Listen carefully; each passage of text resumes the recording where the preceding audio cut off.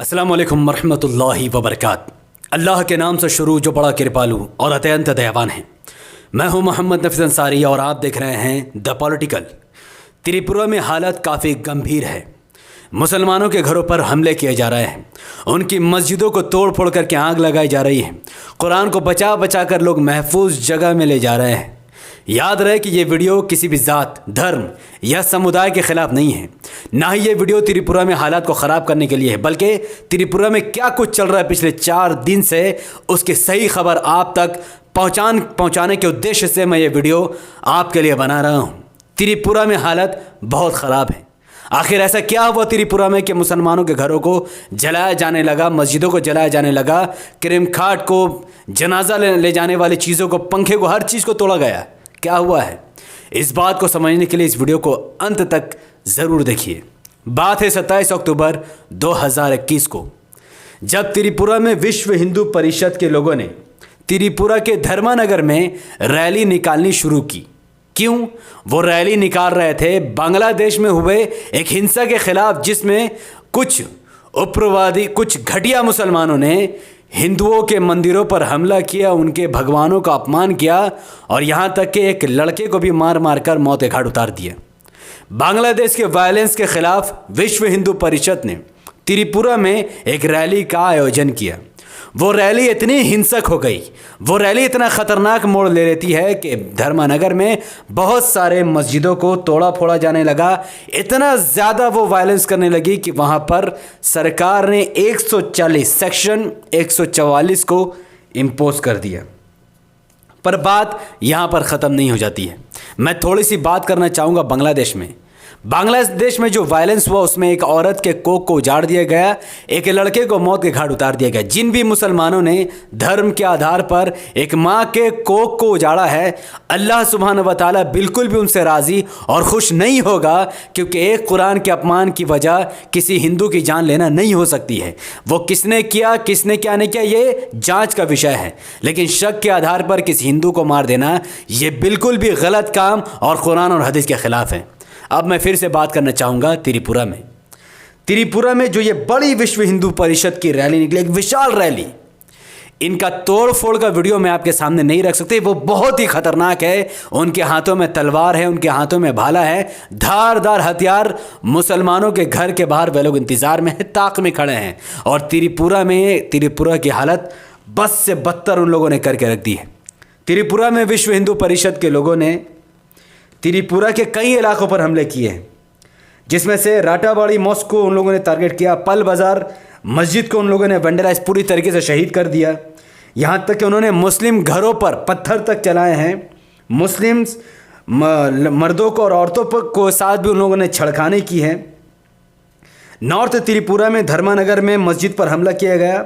अजान पर प्रतिबंध उन लोगों ने लगा दी। धर्मानगर टाउन मॉस्क को भी उन लोगों ने पूरी तरीके से नुकसान पहुंचाया। अब्दुल बासित एक महान मुस्लिम एडवोकेट है, उनके घर पर भी उन लोगों ने हमला करके उनके घरों को भी पूरी तरीके से तोड़ दिया। यहाँ तक कि आरसंड परसी नगर के मस्जिद को भी उन लोगों ने पूरी तरीके से तोड़ दिया। चांदतिला मस्जिद पर भी उन लोगों ने हमले किए और मुसलमानों के घरों पर उन लोगों ने पत्थरबाजी की है। इसके अलावा वेस्ट त्रिपुरा में कृष्णानगर अगरतला में मस्जिद को उन लोगों ने हमला किया। चंद्रापुर अगरतला में भी मस्जिद को उन लोगों ने पूरी तरीके से शहीद कर दिया, आग लगा दी। रामनानगर मॉस्क में वेंटिलेट कर दिया और सीसीटीवी जो कैमरा था उसको भी पूरी तरीके से उन लोगों ने तोड़ दिया। गोमाती डिस्ट्रिक्ट त्रिपुरा में भी उदयपुर दुर्गा बाजार मॉस्क को भी उन लोगों ने हमला किया। मुस्लिम शॉप्स को उन लोगों ने वेंटिलाइज कर दिया, तोड़ दिया, आग लगा दी। वहाँ पर भी धारा 144 को इम्पोज कर दिया गया। शेफा ज़िला मॉस्क को भी उन लोगों ने तोड़कर वहाँ की भी हालत उन लोगों ने काफ़ी हद तक बदतर कर दी है। विश्व हिंदू परिषद के लोगों ने सिर्फ मस्जिद नहीं तोड़े, बल्कि आसपास के नेचर को भी ख़राब किया। पेड़ पौधों में भी आग लगा। और ये मुस्लिम एरिया त्रिपुरा से जो फुटेज आ रही है काफ़ी भयावह और बहुत ज़्यादा ख़तरनाक है। ये विश्व हिंदू परिषद की रियलिटी हमें दर्शाती है। तो उम्मीद है आपको पता चल गया हो अब तक कि बांग्लादेश के वायलेंस को त्रिपुरा में इम्पोज कर दिया गया और त्रिपुरा के मुसलमानों से उसकी बदला लेने की कोशिश की गई। हालांकि इसके पीछे की रियलिटी त्रिपुरा में जो वायलेंस हुआ है, इसकी सबसे बड़ी रियलिटी अब तक किसी भी न्यूज़ चैनल या यूट्यूब के प्लेटफॉर्म से नहीं बताई गई है। पर मैं जब इस वीडियो के एंड में उसकी रियलिटी बताऊंगा, आप वहीं पर आपकी सोच थम जाएगी और आप सोचने पर मजबूर हो जाएंगे कि विश्व हिंदू परिषद और भारतीय जनता पार्टी इतनी घटिया पार्टी है कि दुनिया की कोई भी पार्टी इसके बारे में सोच तक नहीं सकती है। त्रिपुरा के वायलेंस को देखते हुए बैरिस्टर असदुद्दीन ओवैसी साहब ने उत्तर प्रदेश के मुजफ्फरनगर से त्रिपुरा इंसिडेंट को पूरी तरीके से बयान किया और उन्होंने ट्वीट करके भी कहा कि वो त्रिपुरा के वायलेंस को पूरी तरीके से कंडेम करते हैं, मुसलमानों को टारगेट किया जा रहा है और मोदी गवर्नमेंट से उन्होंने अपील की कि किसी भी तरीके से त्रिपुरा में शांति को बहाल किया जाए। 3 मिनट का वो वीडियो जिसमें असद साहब ने त्रिपुरा का जिक्र किया, मैं इस वीडियो का आखिर में वो लगा दूंगा, आप उस वीडियो को देख लेना। बैरिस्टर ओवैसी साहब के ट्वीट के बाद राहुल गांधी जी का भी ट्वीट आया, जहां पर उन्होंने मुसलमान का नाम लेकर कहा कि हमारे मुस्लिम भाइयों पर अत्याचार, और ये वाकई में बहुत खुशी की बात है क्योंकि कांग्रेस परंपरा रूप से मुसलमान का नाम लेने से बचती है और अल्पसंख्यक का इस्तेमाल करती है। कांग्रेस का सबसे बड़ा चेला और कौम का सबसे बड़ा दलाल इमरान प्रतापगढ़ी ने ट्वीट कर कहा कि त्रिपुरा को सरकारी मदद से जलाया जा रहा है, हालात बहुत चिंतक है, अल्पसंख्यक के इबादत गाहों को निशाना बनाया गया, वो मुसलमान नाम लेने से भी कतरा रहा है। मुझे अफसोस हुआ कि जब अरशद मदनी साहब ने ट्वीट किया कि बांग्लादेश के बहाने अल्पसंख्यकों को निशाना बनाया जा रहा है, उन्होंने भी मुसलमान का नाम का इस्तेमाल नहीं किया। ये बहुत बुरी बात है। खैर, त्रिपुरा के बारे में क्लियर तौर पर जानिए कि त्रिपुरा में इस वक्त बीजेपी की बहुमत से सरकार है। त्रिपुरा में कुल 60 विधानसभा की सीट है। बीजेपी 35 विधानसभा की सीटों के साथ बहुमत से सरकार बनाए हुए हैं। वहाँ के विपक्षी दल सीपीएम है, वहाँ पर तीसरी कोई भी बड़ी पार्टी नहीं है। त्रिपुरा में कुल मुस्लिम आबादी 8.7%, महज 8.7% की आबादी त्रिपुरा में है और आज 83% हिंदू त्रिपुरा में रहते हैं। मुट्ठी बराबर मुसलमानों को मुट्ठी बराबर हिंदू ख़त्म करना चाहते हैं। मेजोरिटी हिंदू दंगा नहीं होते, बल्कि उनके अंदर हिंदुत्व विचार रखने वाले जो हिंदू है वो इस पूरे मामलों को अंजाम दे रहे हैं। त्रिपुरा से मैंने आपको फुटेज दिखा दी, पर मैं कुछ वीडियो आपके सामने रखना चाहूँगा, जिसमें से एक वीडियो जब विश्व हिंदू परिषद रैली निकाल रही थी, उस भीड़ में जो पुलिस मौजूद थे उन्होंने उस भीड़ को नहीं रोका बल्कि उसको बढ़ावा दिया, जय श्री राम के नारे लगाए। आप उस वीडियो को ध्यान से सुनिए, यह 25 सेकंड का वीडियो है। आपको सुनाई दे रहा है? ये पुलिस वाला अपने जिस्म पर वर्दी रखकर जय श्री राम के नारे लगा रहा है और पूरे त्रिपुरा को आग लगाने में विश्व हिंदू परिषद के साथ साथ कुछ पुलिस वालों का भी है, जिसका सबूत मैंने इस वीडियो में आपके सामने रख दी है। वहीं एक और पुलिस का वीडियो सामने आया सोशल मीडिया में, जिसकी तस्वीर आप इस वक्त इस स्क्रीन पर देख रहे हैं।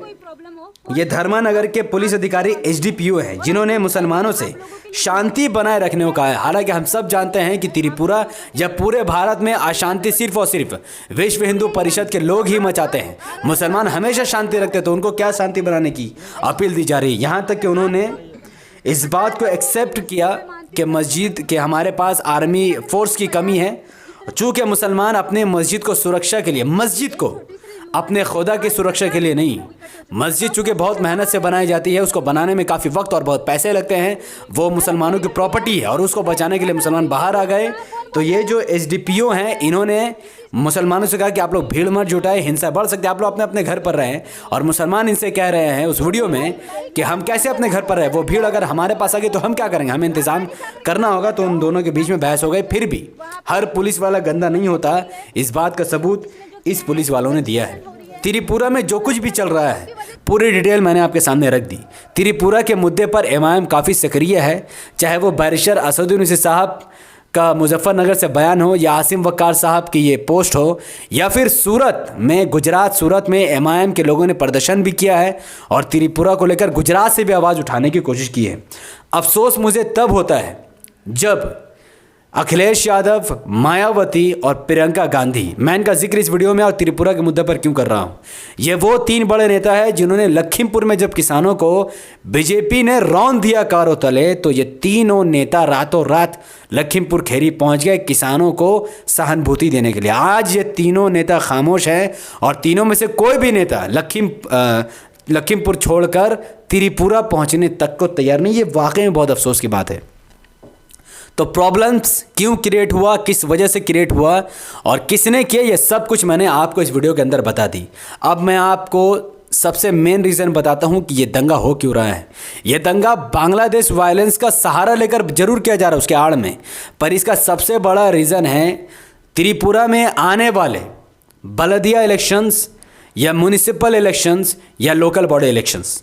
त्रिपुरा में नवंबर के आखिर तक म्यूनिसिपल कॉरपोरेशन इलेक्शंस होने वाले हैं। बीजेपी चाहती है कि हिंदुओं को पोलराइज करके वो बहुमत से सीट जितना ज़्यादा हो सके उतना ज़्यादा जीते, इसलिए ये दंगा भारतीय जनता पार्टी की तरफ से, विश्व हिंदू परिषद की तरफ से पूरे त्रिपुरा में मचाकर मुसलमानों को ख़तरे में डालकर हिंदुओं को दंगाई बनाकर ये पूरे सत्ता को हासिल करना चाहती है। अब मैं सॉल्यूशन पर आना चाहूँगा।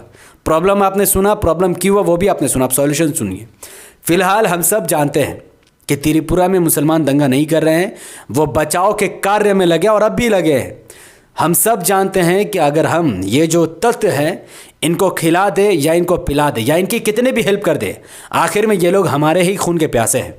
तो त्रिपुरा में सरकार आयोजित ये पूरा दंगा मचाया जा रहा है, पुलिस भी दंगाइयों के साथ मिली हुई है, पूरा विश्व हिंदू परिषद मुसलमानों के इलाकों में धारदार हथियार लेकर घुसे हुए हैं। वो अलग बात है कि मुसलमान अपने बचाव के कार्य में लगे हैं और अल्लाह उनकी हिफाजत फरमाए। अब इसका सॉल्यूशन ज़मीनी स्तर पर सिर्फ एक है। चूँकि सरकार ही दंगा करा रही है तो इस दंगा को रोकने की जिम्मेदारी सीधे सीधे हमारे देश के चीफ ऑफ डिफेंस स्टाफ के हेड विपिन रावत के सर पर आती है। विपिन रावत के अंडर में पूरी आर्मी आती है। अब विपिन रावत को ये देखना पड़ेगा कि जिस संविधान का ओथ लेकर वो चीफ ऑफ डिफेंस स्टाफ बने हैं, आर्मी के हेड बने हैं, आज उनको अपने वादे को याद करते हुए, देश के संविधान को याद करते हुए उन्हें त्रिपुरा में अपनी आर्मी उतारनी चाहिए। विपिन रावत को चाहिए कि त्रिपुरा में सरकार को भंग कर दे और आर्मी वहाँ पर उतार कर पूरे जो वायलेंस मचाने वाले लोग हैं उनको जेल में धरे, हिरासत करें और पूरे त्रिपुरा में शांति बहाल करने की कोशिश करें। तो विपिन रावत के कंधे पर यह जिम्मेदारी है कि विपिन रावत साहब त्रिपुरा में आर्मी उतारकर मुसलमानों को बचाए, क्योंकि अल्पसंख्यक समुदाय को बचाना, पुलिस अगर नहीं काम करती तो आर्मी को उतरना ही पड़ता है। और ये जो आर्मी है और ये जो पुलिस, ये सब टैक्स के पैसे से चलती है और भारत के 25 करोड़ मुसलमानों का टैक्स का पैसा भी उनके ही सैलरी से आर्मी को और हिंदू के सैलरी से आर्मी को दी जाती है। तो सिर्फ हिंदू के सैलरी से आर्मी या पुलिस नहीं चलती, बल्कि उसमें मुसलमानों को भी पैसा होता है।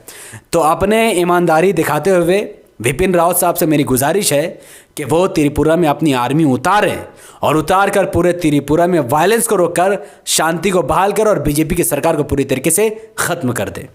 तो त्रिपुरा का अब तक का जो भी आंकड़ा, जो भी सबूत था, मैंने आपके सामने रख दिया।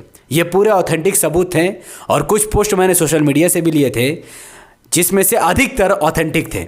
आने वाले वक्त में त्रिपुरा का पूरा रिपोर्ट मैं आपके सामने रखने की कोशिश करूँगा। तब तक त्रिपुरा के लिए दुआ कीजिए और इस वीडियो को जितना ज़्यादा हो सके लोगों तक पहुंचाइए ताकि उनको भी त्रिपुरा के बारे में सही जानकारी हासिल हो सके। यूट्यूब का एल्गोरिथम कहता है कि जब किसी वीडियो पर लोग लाइक करते हैं, जब किसी वीडियो के लिंक को लोग व्हाट्सएप, फेसबुक, इंस्टाग्राम पर शेयर करते हैं और जब किसी वीडियो पर लोग कमेंट करते हैं, यूट्यूब ऐसे वीडियो को लाखों लोगों तक पहुँचा देता है। तो लाइक कीजिए, शेयर कीजिए, कमेंट कीजिए। अपनी